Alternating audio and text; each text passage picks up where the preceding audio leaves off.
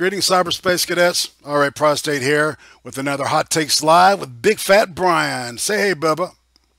What's going on? Big Fat Brian here. All right, and we're going to talk about this here movie that I got all like boned up about a couple months ago, and I didn't have anybody to talk to about it on the interwebs because you know interwebs and shit.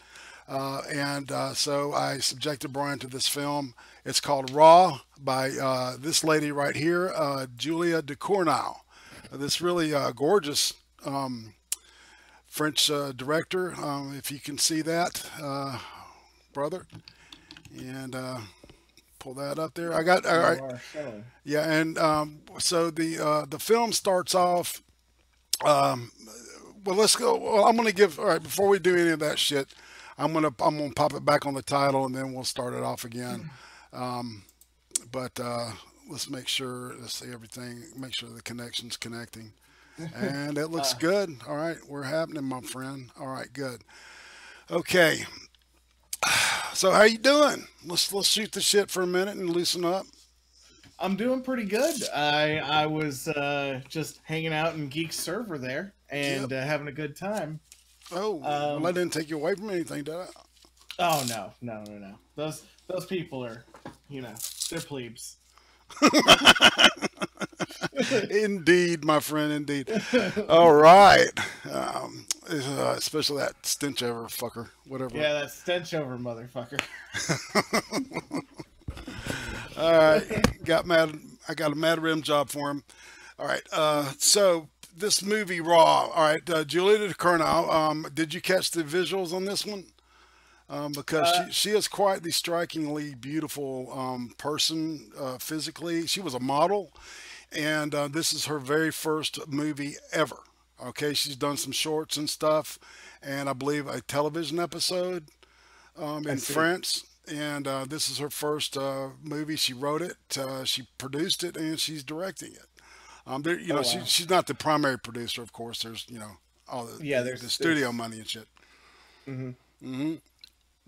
So with that going in, there's been a bunch of really, really good French horror that's come out in the past 10 years. And that's stuff that we can talk about in the future because I know you haven't seen much of it, like films like, and people in the audience will recognize High Tension or Haute Tension. Another film called Inside about a pregnant woman that's being attacked, and it's a really fucked up movie. Um, and then my favorite, Martyrs. So those three are wonderful. People would have classified this stuff, the French movies I just mentioned, as like maybe torture porn. But really, Yeah. it's like the French horror rule book is full of empty pages. Okay, they don't. There's no fucking rule book with these guys. You know how, Well, and the movie, God, what is it? Fuck, with Stabby McStab Stab in the ghost face. oh, Wes Craven's are that one. yeah, I'm not sure which one you're talking about. I Uh, was gonna say Pan's Labyrinth. okay, what? Tell me about that. Have you never seen Pan's Oh Labyrinth? God, no, no, I've seen it several times. I'm wondering how you're connecting it. Oh, well, I just was sort of going with the whole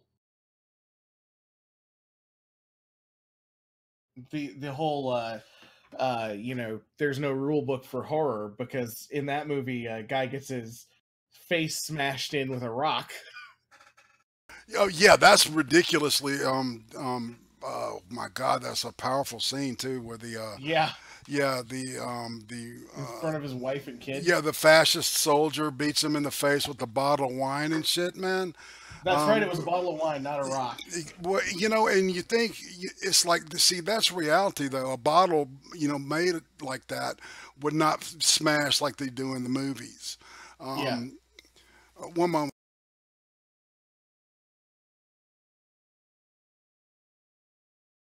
Okay, yeah, all right. All right. Well, you need to say it louder. All right. What? Uzi Q, also known as Boo Boo, is my memory, and the movie I was referring to, the Wes Craven, was Scream. And if you remember in Scream, the guy talks about the rule book, and you can't do this rule or that rule, right? And then we were just talking about the Pan's Labyrinth is like well, Del Toro is one of those directors that kind of plays with the rules, and a lot of Spanish horror does the same thing. So I see the parallel that you're drawing there, and that makes a lot Yeah. of sense. So we're gonna open up with the actual film. This is a slower slideshow, and it should go sequentially. There's like one segment where the blood.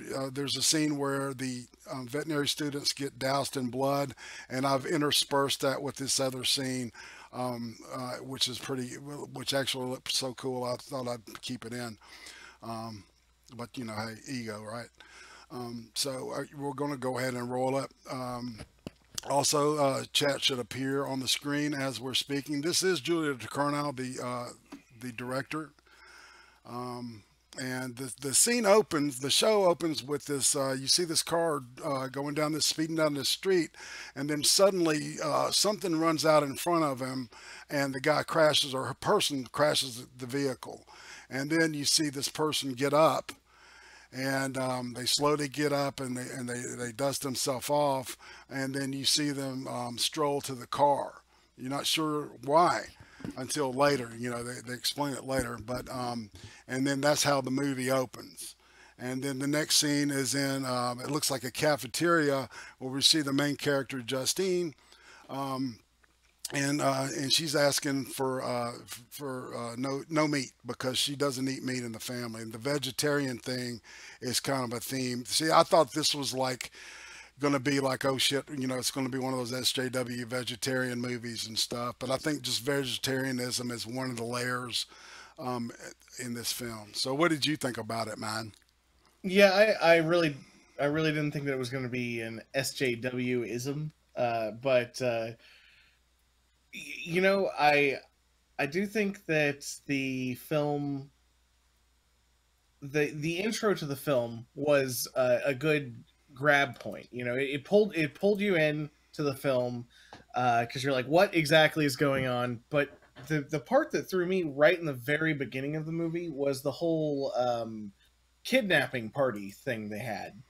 Right, right. The hazing, the week of hazing at the veterinary school.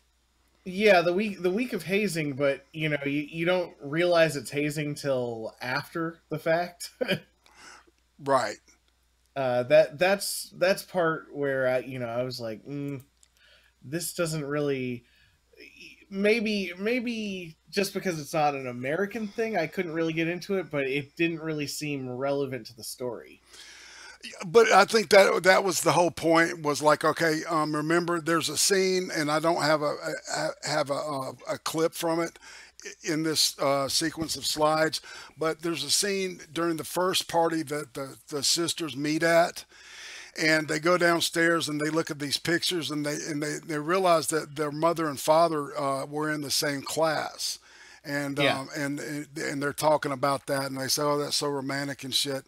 And so this whole the whole I saw the hazing thing as kind of symbolic of the bonding of the sisters, and this kind of this incident that they're in the middle of is I don't know, I thought it was a unique backdrop for telling this story. I mean, because if you go on an elemental level, we're just talking about cannibalism here, you know. Well, yeah. I think that I'm getting some sort of weird feedback. Are you? Hold on one sec. I'm okay.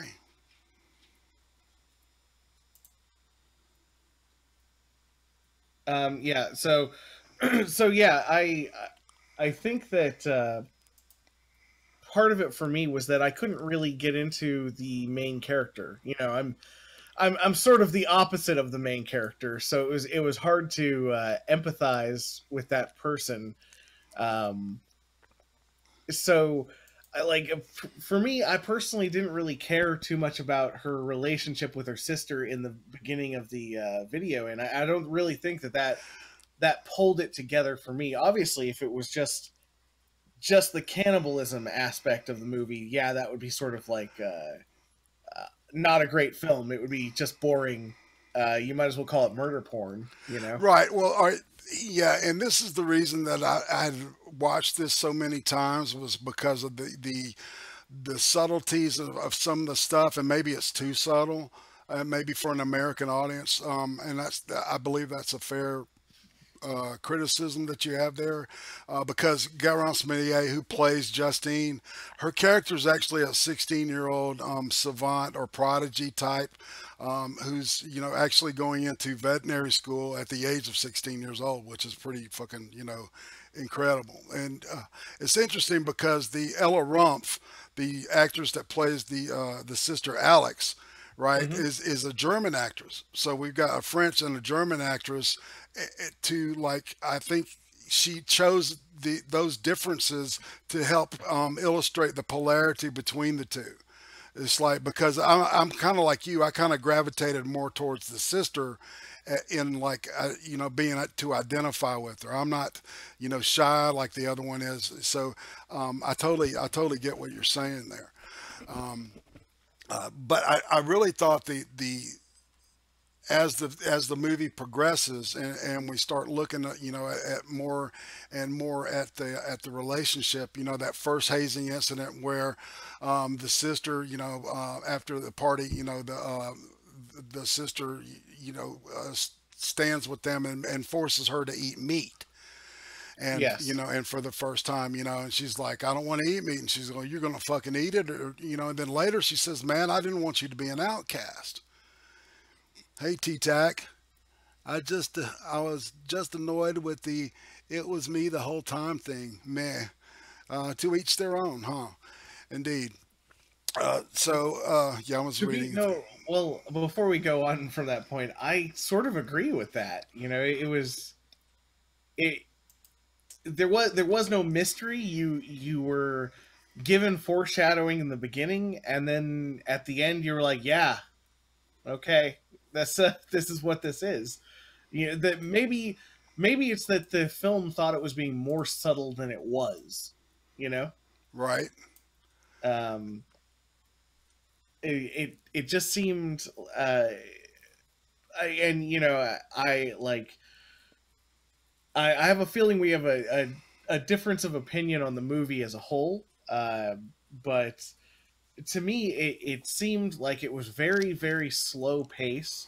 It didn't it it didn't have a whole lot to offer. I mean, maybe I'm desensitized because of the American culture, which is there's a lot more blood and gore for something like that. Yeah. Well, yeah, and that's the deal with a lot of French films, especially even the Polanski stuff. Like The Tenant is a beautiful example of, like, I mean, that's a really slowly unraveling film, but by the time you start getting to the payoffs, it's like holy shit, because you've been sucked in.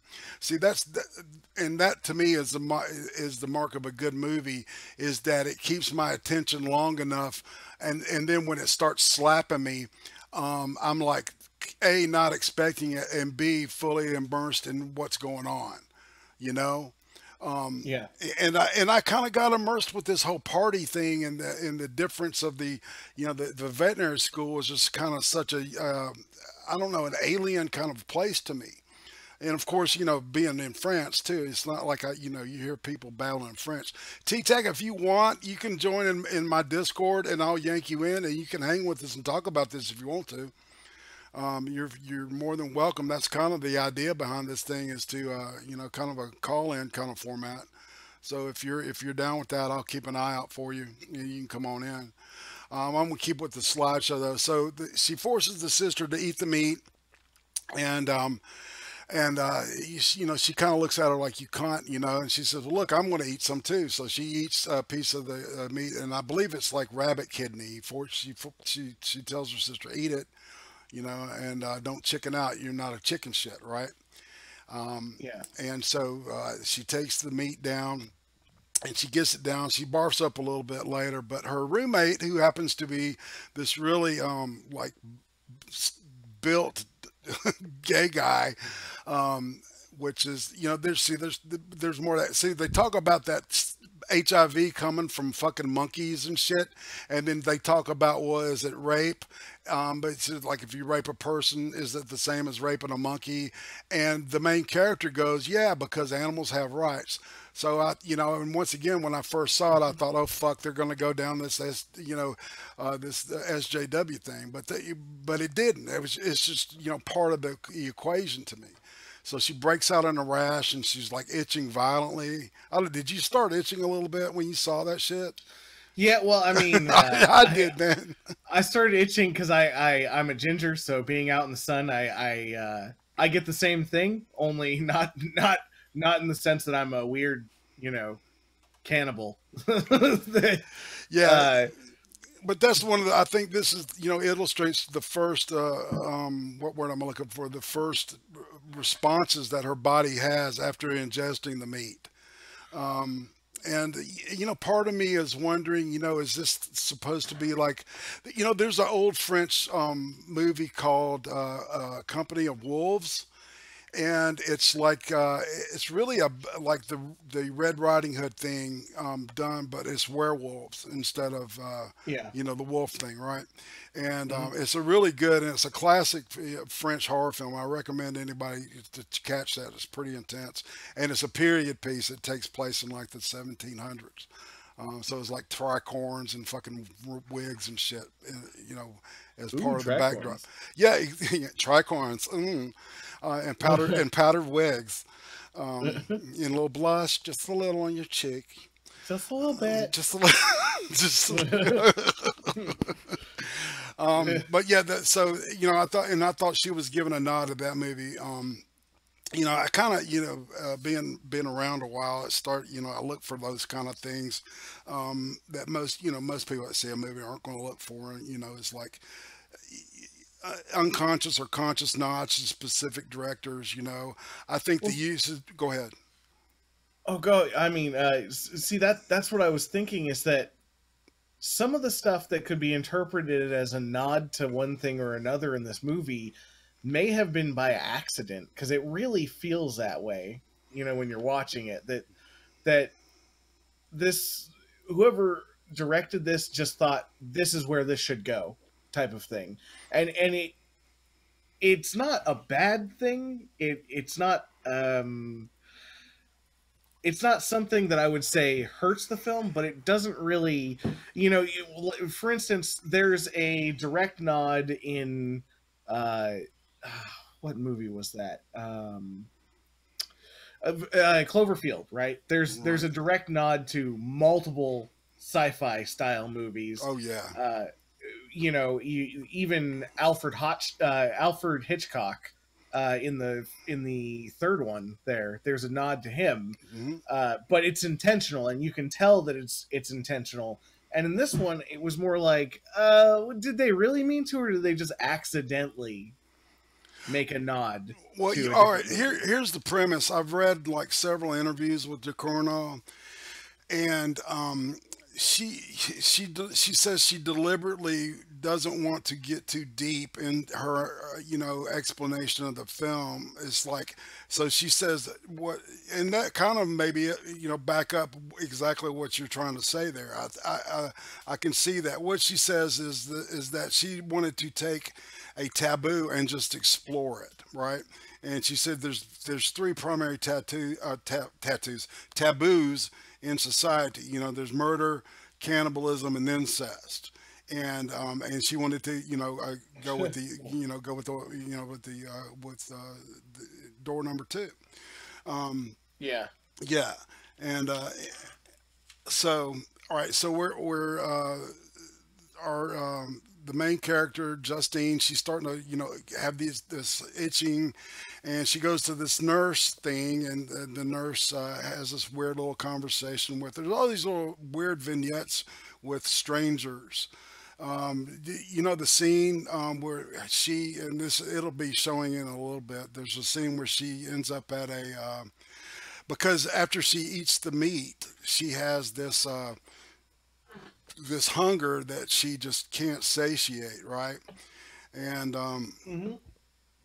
she, there's the scene right there where it shows all the beds I left in.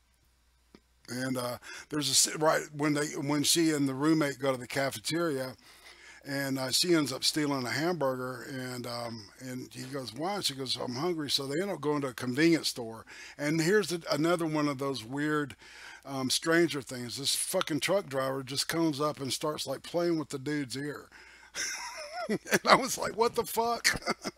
Yeah, I don't know on that one. I would just put it. I chalked it up to different cultures, man. Like, I think, well, yeah, but I think it's one of those alienating things. I think that's the Cornell, and then like the scene in the hospital with the old man. Remember, I told you to like keep an eye out for that shit, yeah, because that was just like what the fuck, but it was funny as shit.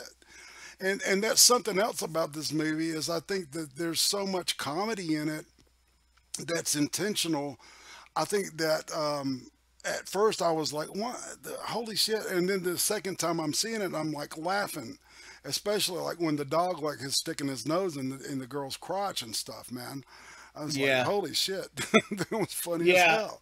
Well, yeah, like that scene that you're talking about, the crotch scene where she's waxing her. Yeah, That is almost solely comedic. Like yeah. That whole the that whole that whole thing, that whole build up to her first cannibalistic experience is like comedy, man. It's pure yeah, comedy. yeah, And that's kind of I thought that was kind of a nifty thing, because it, like in her usage of music, that guitar, is like this, like kind of like friendly, French FM, music, you know what I'm saying, and then it kind of goes into this organ, and it's like that dissonant, but it's like I think that's the nod to a direct nod to John Carpenter because of his minimalistic usage of music, synthesizer and guitar. As his career got, the music got more complex as his career did, but the early yeah, stuff is very minimalistic. Dun dun dun dun dun dun dun dun dun. That kind of that just simple stuff, and I think that was a huge payoff because I remember the first time I saw that music kind of sent like made the hair on my neck stand up, man.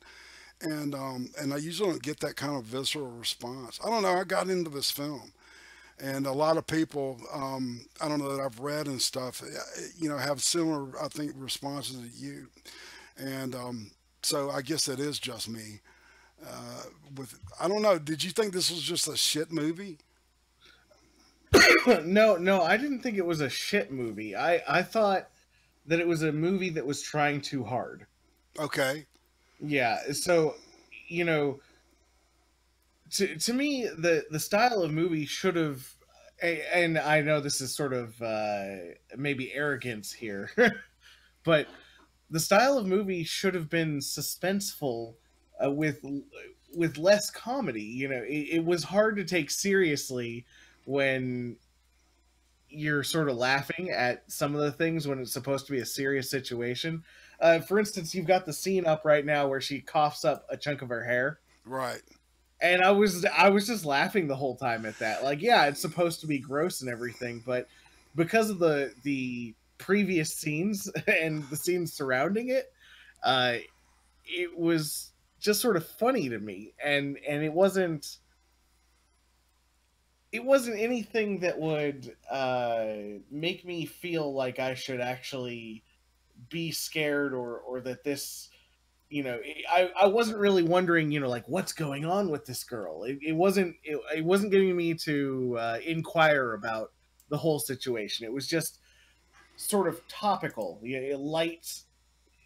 I feel like the movie was trying to be a very deep personal movie, but the slapstick comedy around it, um, that was supposed to make you more invested in the characters, made you less invested in the characters. I think that's also a fair statement. You know, it's like when I hear you say this, you know, your response to it, I can see that. I kind of disagree on some levels, but I think that's the reason we do this thing, isn't it?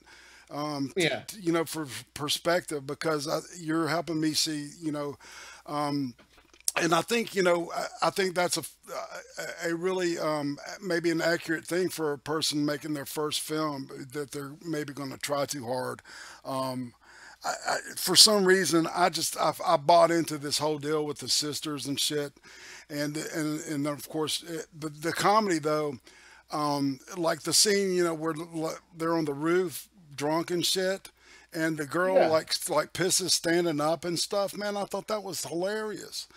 And but yeah, I did question. You know, now that you've got me kind of back in the first time that I saw it, Oops, sorry. the shocks. You know, the shocks were enough to keep me from like stopping it and going, "What the fuck," you know? Because it's like I think you're right. The comedy is, you know, in this fifth scene of this film, it's like you know, that I can see where the comedy didn't fit just right. It was like a puzzle piece that was forced in, you know, because it was Yeah. just, you know, because it was blue and we were on the sky. But that puzzle piece would have fit somewhere else. You know, that's going to be a part missing down the line when you know get to the rest of the puzzle. So Well, and she cuts her finger off and quickly passes out. All right, I'm going to stop it there. All right, hey, talk. I want to hear you. the finger cutting scene. This is sort of what I was talking about with with the scene where she like clumsily cuts off her finger. It was a little bit unbelievable because you know Oh yeah, yeah. No, that you're yeah, you're not going to cut through a bone like that no. with those with scissors just by accident and everything, unless you've got the tiniest fingers in the world. Um, Yeah, and I think that was like a, you know, that is like she's like going, okay, you're gonna have to make a leap here, you know, yeah, yeah, because I mean that's totally unbelievable, and every time I've seen it, I've gone, you know, why would she, you know, why would you do that? You know what I'm saying? What kind of mechanism is the word I guess I'm looking for? You know, what kind of mechanism does that serve as? Because it's like it takes, it's the scissors are it's beyond belief. You know that this accident is so weird. But then again, there's been weird shit like that that's happened, and people have ended up with light bulbs up their ass and shit. well, Um, that's true, but it's usually intentional. I know. um, But so you know, so yeah, the finger comes off, and you know she's holding the finger, and the sister you know calls 911 and says what the fuck, you know, and they say put it on ice and stuff, and she says okay, I'll put it on ice. So she goes to the she finds the finger. The dog's like fixing to go after the finger, so she catches the finger from the dog, and so she walks over, right, and that's when the guitar, just nice little classical acoustic guitar, you know, with the nylon strings, not steel strings. You yeah, know, starts playing, and then she starts looking at the finger, and there's like a fascination. You know, you like a maybe a pre-med student or a veterinary student might have, and then all of a sudden she just says, "Wow!" The blood and you know kind of collects in her hand. She licks it, and after she does that, she starts sucking on the bottom of the finger, and then you know it's Katie bar the door. She just starts munching down on that finger, and it's the best goddamn thing she has ever tasted in her life. I'm not showing the whole scene in there, but I'm yeah, giving I enough. can see why. I'm giving enough to you know like. And then her sister wakes up and says, "What the fuck?" And she looks back at her sister, and then the sister's like crying, kind of, and then we see them at the hospital, and they're at the ER. I'm gonna let the. I notice there's a slight delay. Are you watching this on YouTube? I am, yeah, All right. you're Well not then, delayed all that much. okay. All right. So this is the scene with She's the old nibbling on the man. finger right now. Okay. Okay. Yeah. All right. uh, And I don't know. To me, that part where she's nibbling on the finger. Well, first of all, this is what I was to say. The her sister passing out. In hindsight, from the end of the movie, and I'm not going to give away anything right now, but in hindsight, from the end of the movie, doesn't make a whole lot of sense. You know?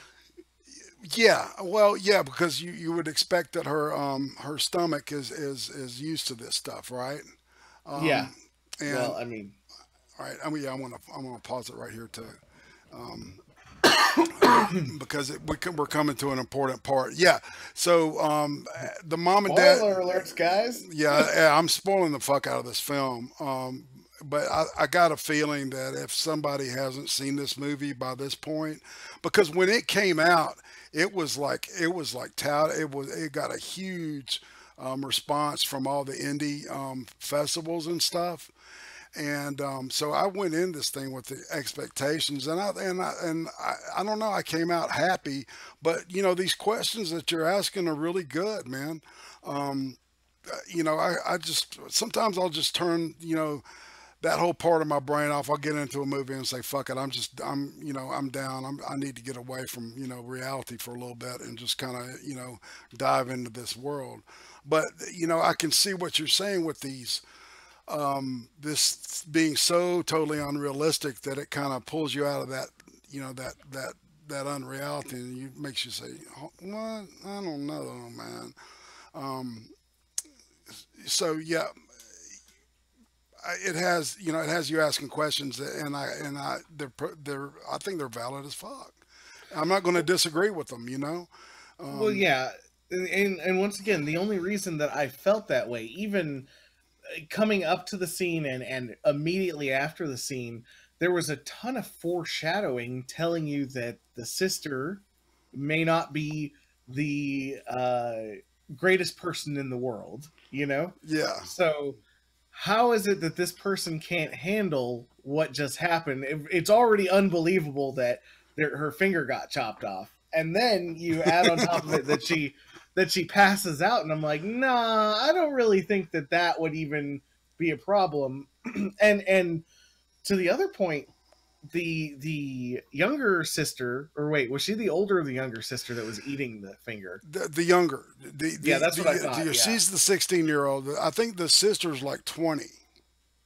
yeah. The younger sister, eating the finger, she is like nibbling on it like a chicken bone, and I'm thinking to myself, if you're ravenous for this meat, and you couldn't help yourself but to eat your own sister's finger, if she started to get up, I would just eat the whole thing, and I'd be like, the dog did it, like Yeah, right. exactly, just eat the whole thing. Fuck it, it's Fuck, gone, fuck it. It was good. right? Yeah, and yeah, I guess in retrospect, this is primarily just really a sister movie, isn't it? It really is. Yeah, It's a family movie. it's a coming of age family movie that revolves around cannibalism. That's the best part. There's this really weird kind of rednecky movie that's available. It's got Amber Childers as the main character. Let me look that up, because I think it's called "We Are Who We Are" or "Who We Are" or some shit like that, right? Let me look it up real quick, Oh, I think I know what you're talking about. because it's kind of a similar kind of idea. The sister movie that that got cannibalism as kind of a basis for their bonding. But I remember it had that actress Amber Childers, and I don't know why I remember that name.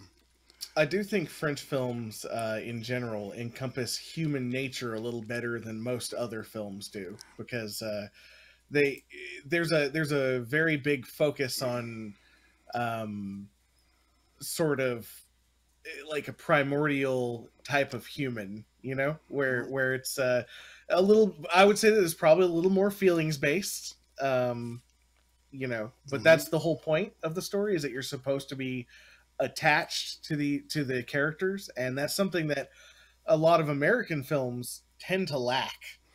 Well, in the virtue signaling, you would expect the fucking French or, anything European to be like, I mean, just jam packed with that shit. You know what I'm saying? Oh yeah, I yeah, mean, for I'm sure. so programmed to expect, politics just to be, rammed up my ass because, Hollywood and shit. And they don't do this in this thing. It gets No. mentioned here and there, but it's not forced on you.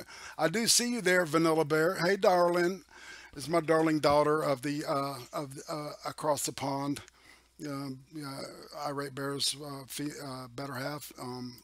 She calls me dad, and give her acknowledgement. I love that girl. I love her. But yeah, that movie that I was referring to is called "We Are What We Are." Or we are what we are is the name of it. Yeah. Yeah, not the Zappa album. You are what you is, which is a fucking awesome album. Oh yeah. Okay. Yeah. See, I think I have seen at least half of this film. It's got those two creepy daughters on the front, and Yeah, exactly, man. yeah. Yeah. So, so we see. All right, now the big sister has taken the little sister onto the highway, and she goes, "What are we doing here?" And there's this parallel to being like these stupid animals, right? Because they literally, she's there to run out in front of a car and counting on that if she gets hit she'll get slightly clipped and the car will because this car's swerving to miss her, right? Well, to And be fair, have you seen French cars? They don't drive Ford F-150s. They drive tiny egg cars, and I don't know, you can kill somebody with that. a Citroen. It's Yeah. if JFK Praise says this, man, hey look, we're not dissing on the French. We're actually enjoying the I French. am. Well, you are. I don't, man. I like them. Big Fat Brian is distant on the French. All right. Fair enough. All right. So she sees the sister go over. Um, well, first the little sister goes over and she's grossed out by the dead bodies, right? And the other sister says, "Come on, mealtime," and she starts munching down. And this is spoiler city, so she's saying, "Look, sister, I'm just like you, and this is who we are." And she gets mad at her because she's never told her about this. We're not sure how many years the big sister's been at the veterinary school either. They Oh never yeah. addressed that. That is one of my complaints in it.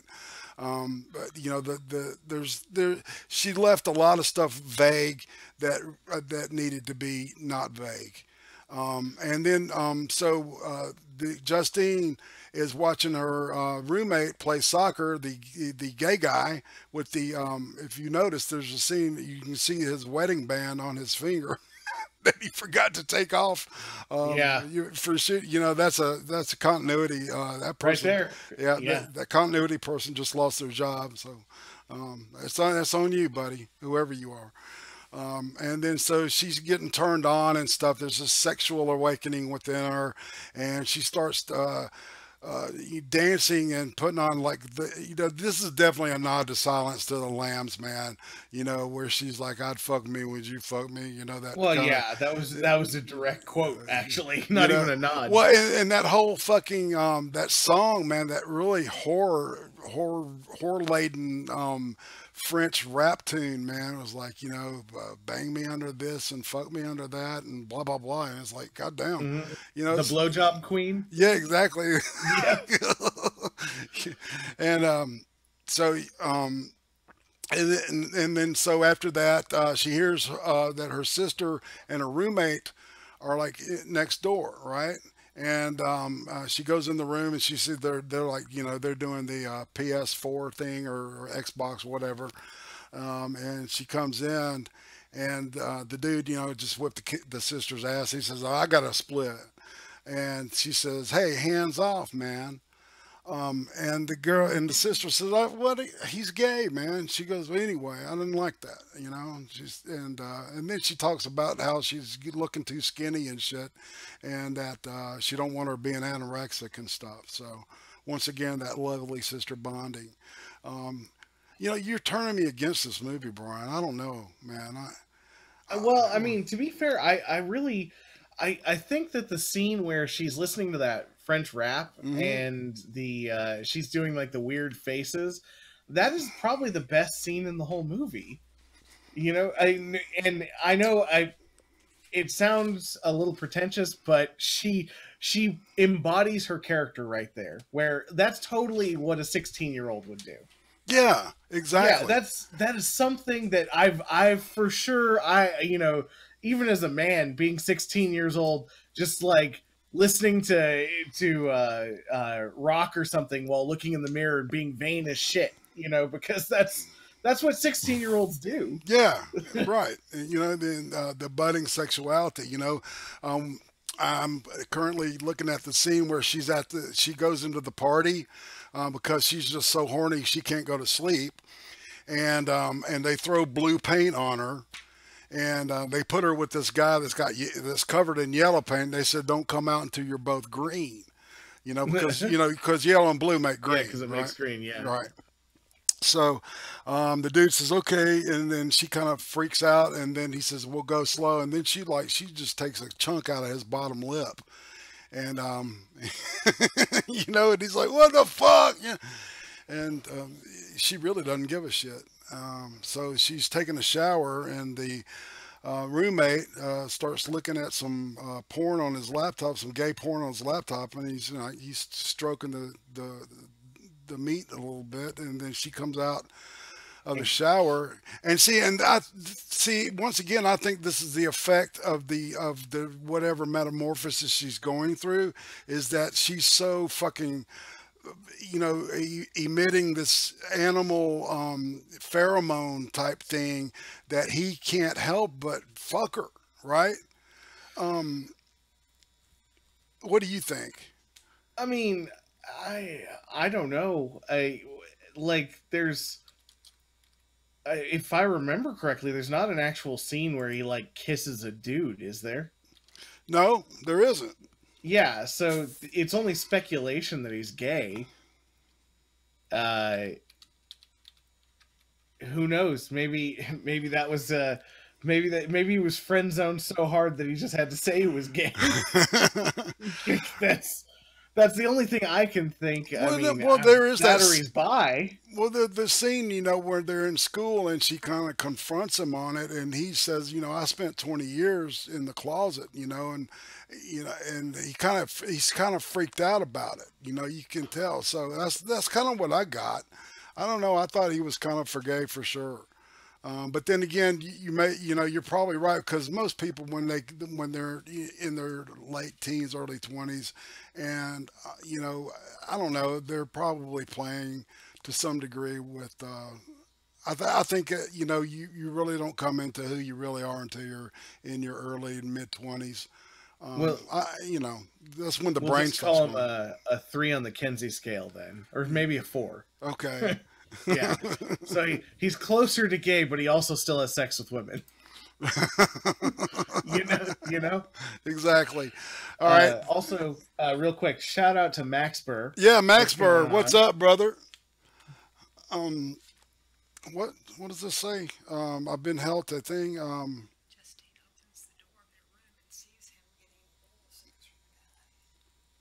Oh yeah, yeah. He just called me names in the chat. That's all.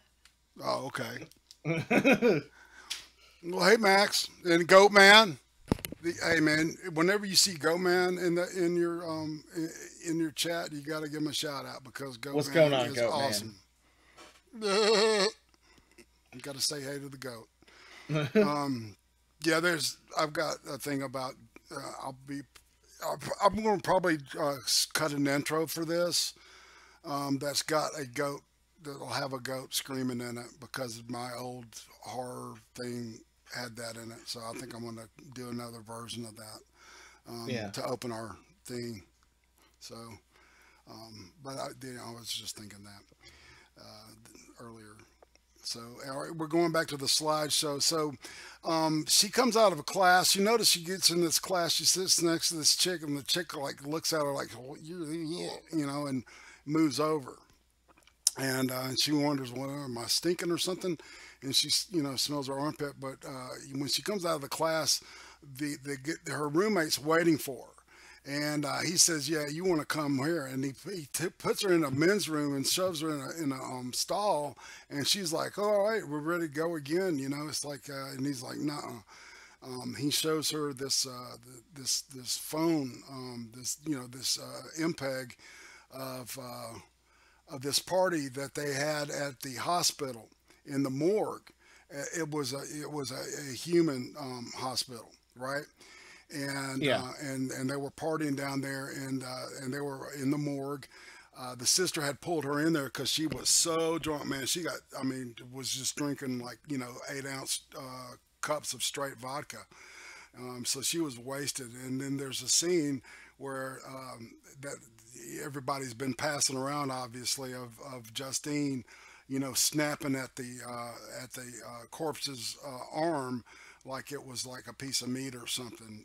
And the sister was saying, come on, dinner time, and she was snapping up at it. And Jacob Navo, I want to say hello to you, and of course the Death Hukin. You're the man. So thanks for showing up, everybody. So she kind of freaks out, and the dude says, "Hold on, calm down, man." And she says, she's done with this shit. So she's down to throw down with her sister, and she just lays her out in the middle of the in the middle of the quad of the campus. So and I, what I'm seeing is that she just did that. So I think there's probably a slight delay on all of our parts. So, and there's nothing we can do about that. Well, what I'm seeing right now. Okay, yeah. So I'm seeing the scene before that where the sister or the sisters were both drunk, and she's biting at that hand. Right. That scene was a good scene. I gotta say that's what probably brought me back into the movie. And this is the point. I think that all this stuff starts happening. I want to say 50 minutes into the movie, so like halfway. Okay. So and that was the real thing, because at that point I stopped the movie and I said, okay, nothing has happened so far until here. Where are we? And I look up and it's like 47-50 minutes, and that's when I said, yeah, this movie's a bit slow. Okay. It's missing something to me. It needed some pacing. It needed to be a little bit faster to get to that point. Like you could have put the her getting drunk and snapping at the hand way earlier in the movie, Yeah. Um, and that would have drawn me in a little bit more. right. So I think what I'm hearing you saying then is like the expectation that you kind of want something that's a little quicker, that's got a little more rhythm to it.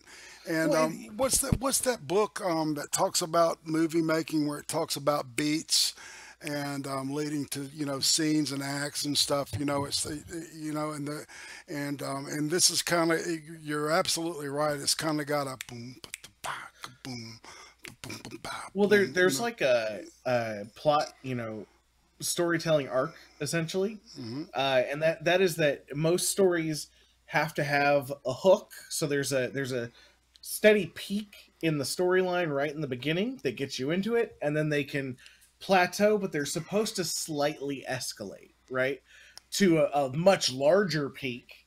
And even good stories will have multiple peaks where Right. it's not, you've got your main plot point, which is, hey, they're cannibals, and we've already done our spoiler alert, guys, so don't get angry at me. Um, Yeah. but the main plot point and the highest point of the movie is that they are cannibals, and that is revealed to you. But there should be all of these little peaks on the way there, and you get one right in the beginning, and then you sort of don't really get one until halfway through the movie. So it's just plateaued flatline on the movie. And yeah, they're doing character development, which is fine. And the thing about character development is it can't just be this flat non-story character development. It has to have some peaks in it. Like that's how you make people care about your characters. Uh, I guess the hazing portion could be considered a way to make you feel more for the character, but it's unrelatable. So, I mean, maybe if I was French and a woman and in veterinary school, which is you don't want your relatable points to be super specific because I see what you're saying. Um, but I don't know. I found I was okay with the pacing, and the rhythm of the film. But that's I don't. That's kind of my thing. I'm willing to I usually give a movie between 20 to 35 minutes, and I think that it had me hooked within 30 minutes. And I can't remember exactly what the scene it was that I said, okay, I'm in. Um, Shit, it was maybe I don't know. I think I had so much more of an open mind for this thing to go into it, and of course I've been like like bragging to people about this movie for so long.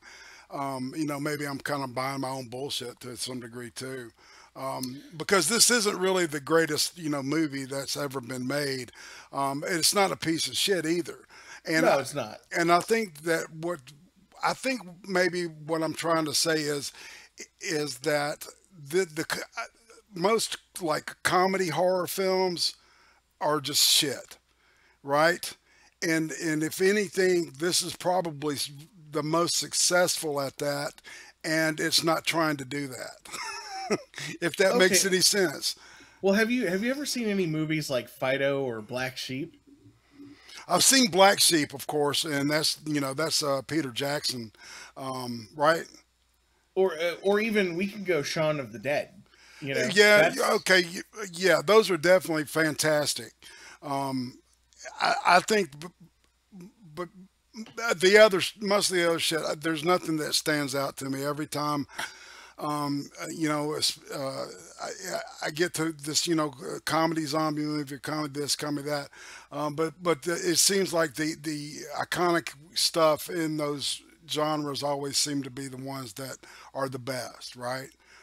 well, yeah, yeah, but and here's what I was gonna say about that though is that even with Shaun of the Dead, you cared. You remember when his stepdad Mark dies, Yeah, and his mom is getting it gets she gets bit like near the end of the movie. right, Uh, you care about his mom though because you care about the characters. right, right. So that's one thing. If Shaun of the Dead can do it, then certainly a movie that is slightly more serious can do it.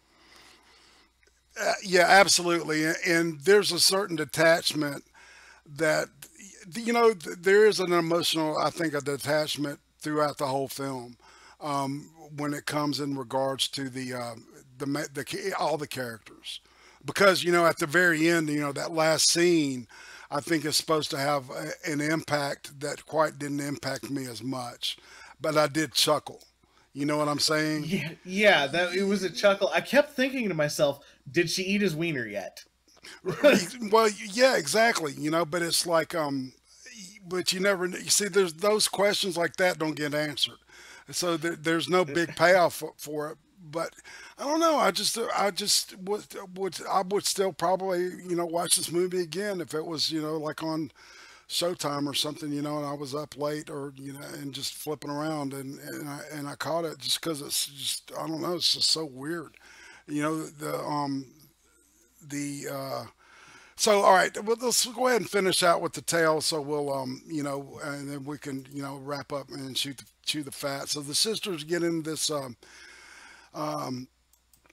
Uh, Justine decides to go after the sister in the quad, and they start getting in a fight with each other, biting each other and stuff. And it gets to a point of where they're separated and they're being held both like mad dogs, right? And then they fight away, and then they bond together oddly, and they look at everybody like you're all fucking crazy, or what are you looking at, that kind of thing. And I'm looking at that right now. Yeah. And then next we see Justine, and then we're fixing to come up with the final climax of the film. Where the sister and the sisters have bonded, and the end of the that's one thing that we need to talk about, is that the end of the hazing is signaled by like an air horn going off 3 times, right? And in this last act, that's what starts it out, right? And then we go to Justine's room, where we find her in bed with the roommate, and she discovers that he's dead. And she Yeah. flips out. She pulls the covers back, and like half of his damn thigh is eaten. And he's got this. And then she notices there's a scene at the beginning of the film where, like, out of nowhere, he's just like holding the ski pole, and he gives her the ski pole, and he says, "Here's the ski pole," and it's like, okay, Chekhov's gun, because there's no other mention of the ski poles in the whole fucking movie until that last scene, where it's Yeah. obviously been used to stab him through the lung, and kill him, so that both of the sisters could eat his leg. And the other sister's so engorged on the shit, she's just stoned on it, or something. She just looks like she's brain dead. And it almost looks like for a second that she's going to stick the ski pole through her, kind of like the way they kill cattle, in slaughterhouses. Once again, going back to that animal rights thing. Yeah. And my brain always just kept wandering back to that. And so she goes to prison, the older sister, of course, for the cannibalistic murder of this guy. And the movie ends with, with the main character Justine at the dinner table with her mom and dad. Her mom gets up and tells Justine to finish her plate, and then her dad says, "It's really not y'all's fault. We could have brought you up better." And then he unbuttons his shirt, and then he shows her that he's been bitten and clawed and mauled, basically. And of course they only talk about them meeting in the veterinary school for that one moment, and we're supposed to remember that through the whole film. So Yeah. and then the movie boom ends and goes to the end title screen, and it says the film. It tells you, it goes into the credits. So I guess we can just do the wrap on this thing, man. This is kind of one of those things now that when I saw it for the fifth time, to be honest with you, my brain was going, this might have been a mistake. And trying to push, no, seriously, and try to, push it so hard on people, because I think it's one of those that, it's like either you're going to love it or you're going to hate it. And and something in me thought there's some stuff, of course, that we can agree on, but I think you're probably more on the side of most people, right? Well, I don't know. Okay, so I should say that I do have a bias here because I hate reading my films. I really Oh do. wow, okay. See, that's something I didn't think about. Yeah, I hate it so much, and I was really really hoping Netflix had a dubbed over version. So I am that's something. See, that's something I needed to know about you then, because I didn't know you preferred dub stuff. Was there a dubbed available? well, no, no, it's. I mean, it's not voice dubbed, but That's it what I does meant. have. Okay, yeah, yeah. There was no voice dub for it, and you know, like obviously I'm trying to come at it as unbiased as possible, but a little bit of the problem is, and I think this is probably true of my generation, that we don't have attention spans made for that. We got Right. Twitter and Discord and all sorts of stuff going off, You and know, it's that's like, interesting that you bring that up because just about every French film that I've recommended to someone in your generation, and even the generation just before you, I count that as like, people like maybe 4 or 5 years older than you, yeah, is that they have just about hated everything I've recommended to them. And I haven't taken that into consideration. Because, well, well, I was going to say, I grew up going to drive-in movies with my dad. I literally have been watching yeah. horror films since I was 3 years old. And I mean, there's movies I can remember seeing, as a little kid. Rosemary's Baby, I saw at the drive-in with my parents as a young kid. So, that gives you an idea of how fucked up I am. Um, And I'm not saying that all of my generation can't appreciate films like that. For instance, I do appreciate films like Casablanca and stuff. The older styles, I mhm. like the older styles, but if it's gonna be subtle and slow, it has to be in my language. Right, I get you. Well, see that, and that's what I was going to say. It's not necessarily the older stuff that's paced in English and usually ends at the hour and a half mark, but I'm talking like the longer foreign language films. Like The Tenant. It doesn't start paying off until like almost an hour into the film, and it's almost a 2 hour and 10 minute long film. And everybody that I've recommended, um, they said, "Man, why did you fucking put me through that shit?" When it's like a lot of people, a lot of critics, and say love it. But then again, that's me. So, but I do enjoy your feedback because I think that's you help me see things better too. Like because that whole thing that you were pointing out at the beginning, and the whole rule book thing with Del Toro. I had totally forgotten about that scene in Pan's Labyrinth, man. Just coming out of nowhere and seeing that's a movie, man, that you could talk about for days. Oh yeah, You no, know, that movie is a 9 out of 10 for me. The yeah, the yeah, Pan's Labyrinth, and I don't even like I don't even like movies that I have to read. But to be fair, I watched that probably 6 or 7 times because right. it was so But good. it's so fucking deep, and you don't know if it's really happening or if it's just a girl's fantasy when she's dying. Right as she's Y- bleeding out next to this ruin. Yeah, exactly. So yeah, this is not that film at all. Um, and but I did like it. I really had fun with it, and I was really pumped about it. And I was, to be honest with you, I just wanted the opportunity to talk about it with somebody, on YouTube because nobody would watch it. Yeah, fair enough. And there's other horror people, like Spooky Astronauts. Emma, you ever see any of her stuff? It's this Australian girl that's about your age, and see, she loved it too, and I don't know why.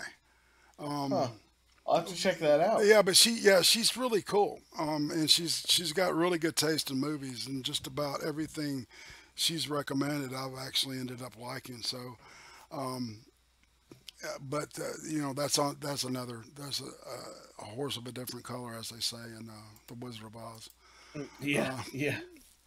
you know, So why don't we go ahead and we should do our all around pros and cons of the movie in general. all right, you want me Just a to start? basic rundown. All right, and I'll be fair, okay? All right, the pros. I love the usage of music, and I like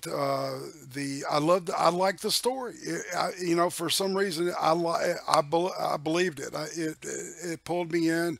I saw it as maybe a new tale or a new way of looking at werewolf, at the beast within or whatever.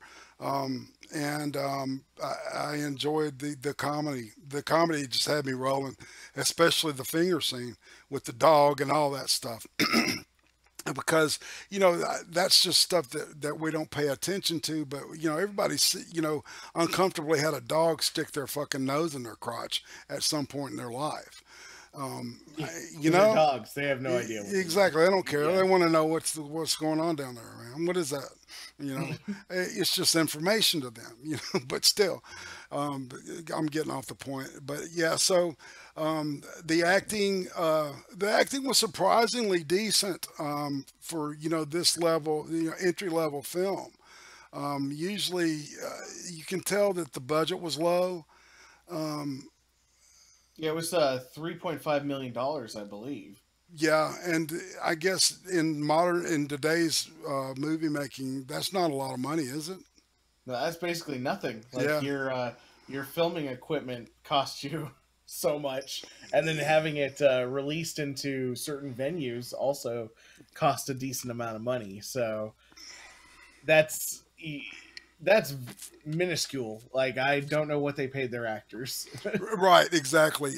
So if nothing else, for that budget, I give it a high mark on that. The cons, in retrospect, I think there's a lot of that. The scene, with the scissors is a little bit unbelievable to the point of where it pulls me out. It pulled me out every time I saw it. And that has to be, that can't be ignored. And also the final scene with the father. For some reason, I thought that was just a little like, Um, Yeah. I think they could have explained. I think they could have. She could have, made that statement in a lot more impactful way. Like she could have walked in on her parents, right, and watched her and seen her mother like munching down on her dad. Oh yeah, that would have been way creepier. And so yeah, exactly. And some because everybody's, not everybody, but I've walked in on my folks, at some point, and I think a lot of people have, and I don't know. Anyway, They that's they could have made that scene go real dark though, like where she's munching on his shoulder and he's sort of jerking it in the corner. yeah. See, there's all kinds, and then maybe the daughter join in, Oh God, yeah. and that would have been, like holy shit. So, God, I think we just wrote a better movie. We did. We just wrote a better movie We right just there. ended the movie better. Yeah. All right, Bubba, your turn. Pros and Okay. cons. So pros for this movie. Actually, why don't you give it your out of 10 first before we do that? I'm gonna have to pull it down, Bo. You've convinced me, and I did. I was giving this thing like a solid 8. Well, you know what, man? For the budget and stuff, I'm gonna keep with the 8. Keep with the 8. Yeah, I like it. I really do. No, 7.5. Okay. See, I'm just, No. Don't I'm a change your little, I'm a opinion because little, of yeah, me. well, no, but that's kind of the idea. If why talk about it if not persuasion wise. Fair Maybe enough. that's the blood sport aspect of this. That Yeah. So for me, the pros of this movie, I would say that the directing was pretty good because there's a lot of talent that went into like the scene setting. Um, the acting was amazing. It could also be that it was in French, so I didn't notice anything wrong, but it certainly seemed like it was convincing when it came to the actual acting. Not necessarily the storyline, but the acting itself was great. the older sister is a fucking fox. She's just a Oh yeah. stone cold, gorgeous woman. Mm-hmm. So I got to give it that. So sorry, interrupted.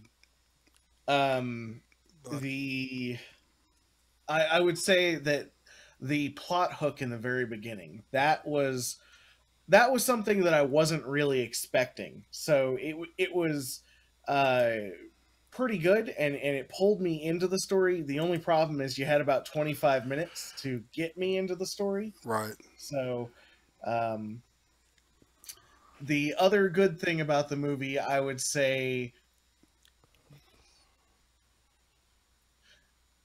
That's a hard one. So we've said the acting, the ambience, the music for sure. Hmm. It really, and that sort of goes with the whole directing thing. They made sure that you had a certain feeling the whole time you were watching the movie of a sort of uncertainty and a little bit of creepiness. Um, and even in the comedy portions of it, it was like nervous laughter. Hmm. I totally see that too. Um, but and these are my cons: unrelatable characters. Okay. That is a problem with writing. Certain unbelievable scenes, also probably a problem with writing. They could have written it a little different, and uh, for instance, rather than cutting her finger off, let's say she just cuts her finger and her sister tries to bite her finger, while it's Hmm. still attached, Right. then you would have had a little more um, idea of like how desperate she was to get live meat or anything like that. Uh, but the other major con, yeah, the ending. That the ending really threw me with those are clearly like fake scars. It doesn't even look like it was really done that well. Um, and it sort of felt like a half-assed ending to me. Right. Kind of rushed, maybe. Yeah, well, I mean, so it would be one thing if it was a great ending and it was a long drive to that ending where, you have that whole 47 minutes of almost nothing relevant to the main storyline happening. Um, but to have a slow-paced movie and then have the ending not be amazing, I'm like, oh, you're killing me. Yeah. You, you've just I did feel a little bit robbed at the end of that. Yep. But also on the pros there, the scene where her gay slash bi wannabe boyfriend thing um has like his leg chewed all the way down to the bone and Yeah. everything. That looked great. That was great. Yeah, that Yeah. was that was beautiful. Uh, to me, it more came off as a comedy scene. Yeah. Yeah, because it was nobody eats that much. Like there's a there's a there was a good crater of like 10 pounds of meat missing from his leg. Dude, it looked great. It looked great, but yeah. So if I'm giving this movie an honest rating, and I'm gonna have to because I can't pull myself away from this. The fact that I had to read it, that is killing me. Uh, that probably takes away a whole point from my entire rating. So I'm giving it a 5.5. That's where I'm throwing the movie. Okay. If it had been in English or had had dubs over it, uh, then I might have given it a 6.5 or even a 7, but it wasn't, and I couldn't get into it because of that. I dig it. And here's some, all right, here's some like factoids I wanted to like kind of leave out as after we kind of scored it and everything. It was shot actually at a real veterinary school. The parties were actual real parties, except for the scene in the morgue. That was a shot on the set. Mm. But the rest of it was pretty much on location and shot. Looked like a Steadicam to me. It was not bumpy enough to be handheld. So, Yeah. I thought that was interesting. That I would have expected more. I don't know, European. I would have expected more stiffness Yes. politically, and I'm surprised. I would rather somebody that I knew, like somebody's kid, go to college over there than here. I mean, if that's really the way it is. But then again, she might have left it out, because she just didn't want it to go there. So who knows? But yeah, academia looks a lot more laid back over there. Yeah, like they had fun. No shit, exactly, man. I had fun. I didn't, go to class wondering if I was going to offend anybody. And I was an art major. You know, Oh wow, that's yeah, amazing. yeah. I met Henry fucking Rawlings, dual wield. Just saying. I did, and I've talked to him twice. So, yeah, he's the remaking. Here's some piss you off kind of material. Just shooting the shit here. They're going to remake Escape from New York. Oh, Yeah, exactly. And what other remake, man, was I like going, holy shit? They're remaking Firestarter. I mean, again? no, God, man. I mean, yeah. And there was another one. I don't have it off the top of my head. Does anybody, Jacob? Do you remember any remakes that are? Jacob Nabo has a really excellent memory, and he'll tell us if we've missed anything.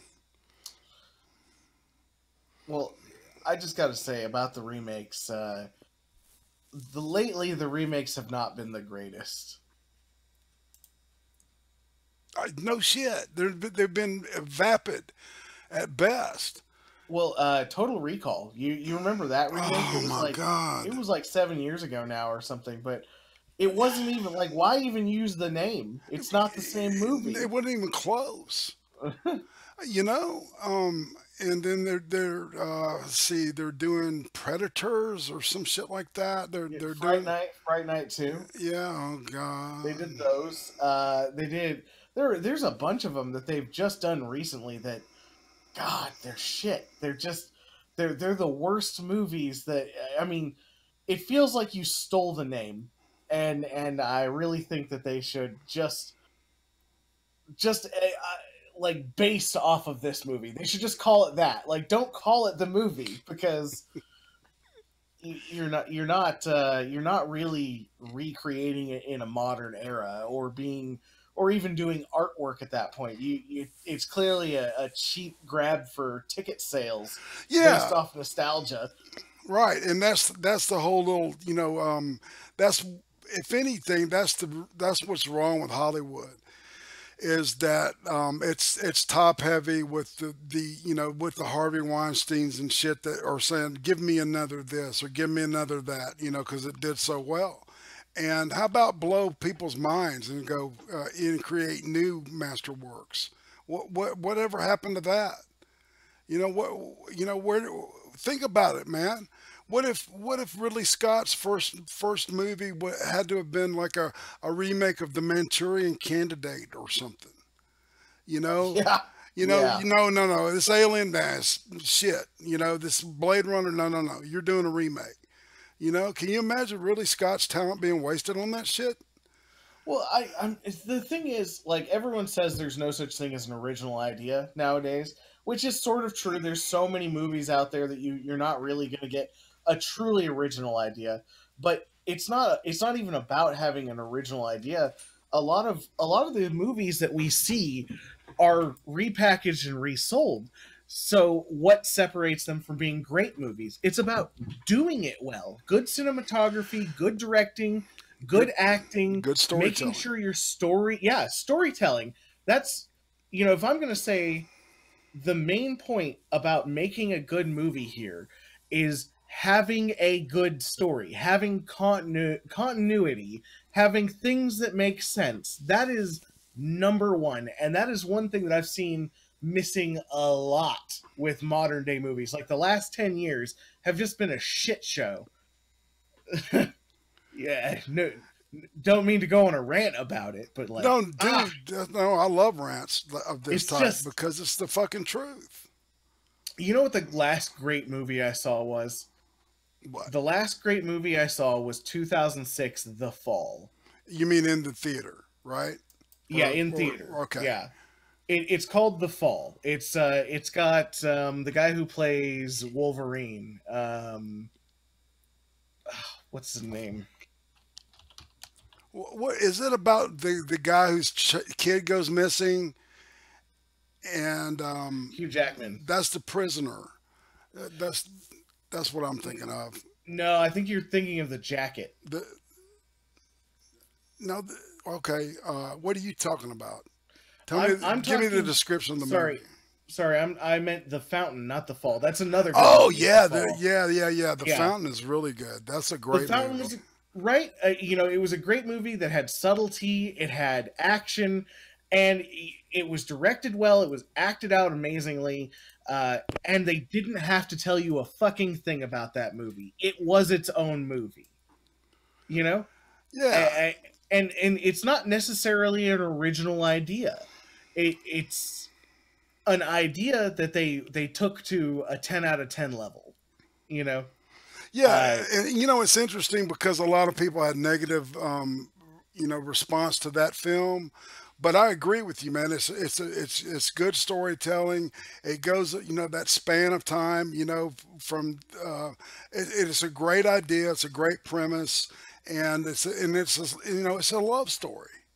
You yes. know, Well, and go ahead. and the whole love story is not a new thing.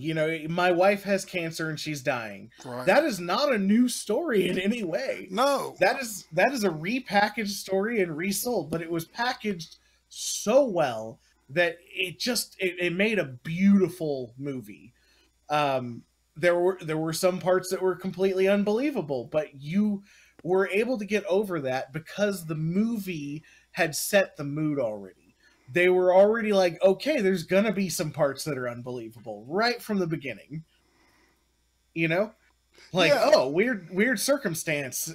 This man's a doctor and he's trying to save his wife who has cancer that is incurable. Okay, well, what are the odds that all these things would line up? Not too great, but if the acting's done well, the art's done well, and the story is written out well, then boom, you have a success. It's a great Right, and movie. it turns out he's been alive for how long? Oh, Like six. like two How many? 200 or something years. I don't know. Okay. I couldn't remember if it was 500 or I couldn't. Anyway, yeah, he had drank.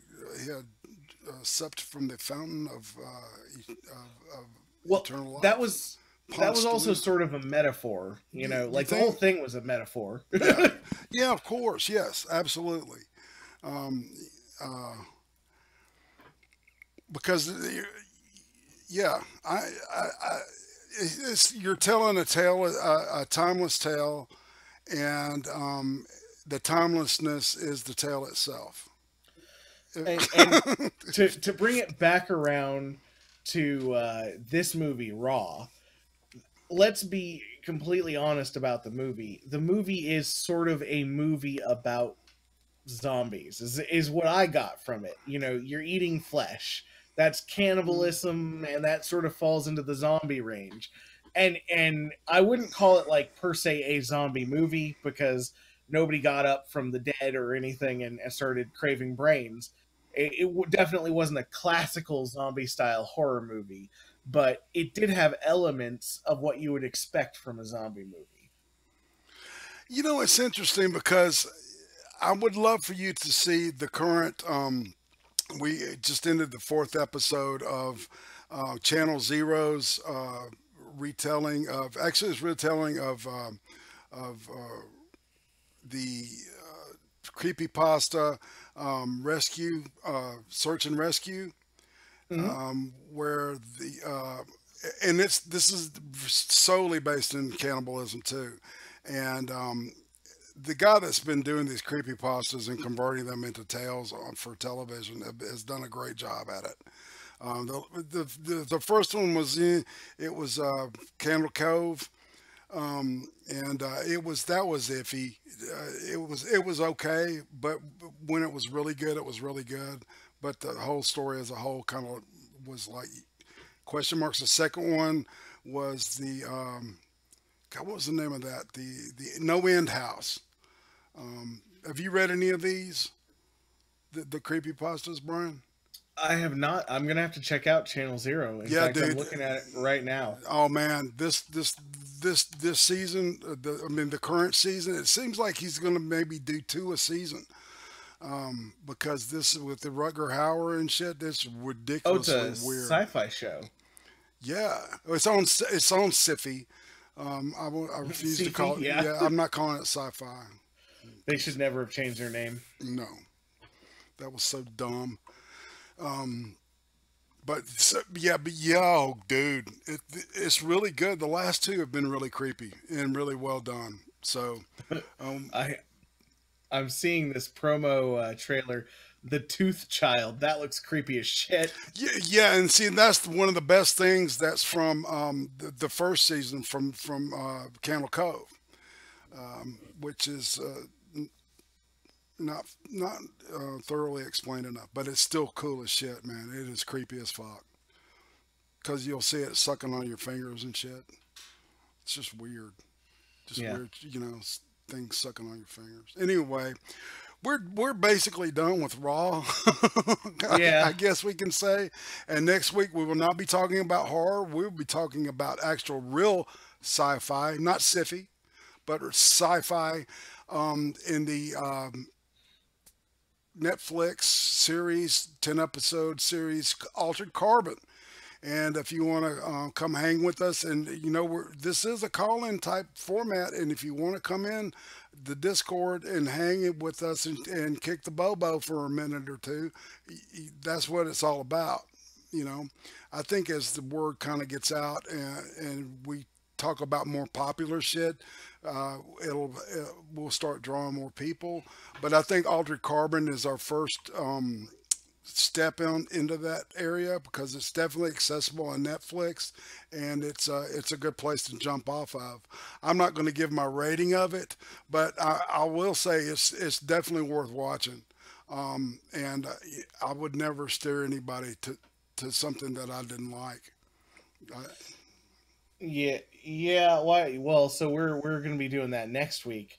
I think that we should work up some dichotomies.